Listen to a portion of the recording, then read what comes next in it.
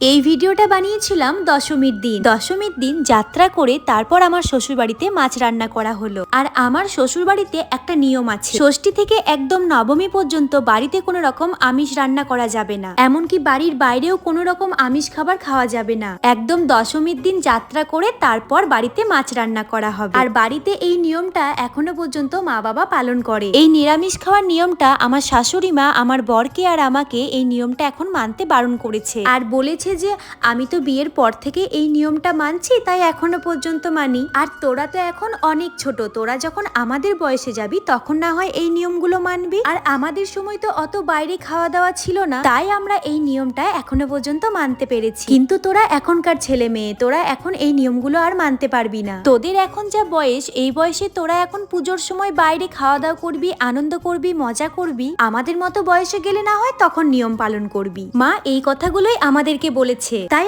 আমরা দুইজন পুজোর সময় রাত্রেবেলায় বাইরে খাওয়া দাওয়া করি। আর আমার শ্বশুর বাড়িতে দুর্গাপুজোর সময় এত কিছু নিয়ম পালন করার কারণ হচ্ছে, বাবা বলেছে বাংলাদেশের বাড়িতে নাকি দুর্গাপুজো হয়, তাই এই নিয়মগুলো আমাদেরকে মানতে হয়। তো যাই হোক, তারপর সন্ধ্যাবেলায় শাশুড়ি মাকে নিয়ে দুর্গা প্রতিমা বরণ করে এসে বরকে নিয়ে বেরিয়ে পড়লাম তিলপাড়া ঠাকুর দেখতে। চলো আজকের ভিডিওটা তাহলে আমি এখানে শেষ করলাম, আবার দেখা হবে তোমাদের সাথে অন্য কোনো একটা ভিডিওতে।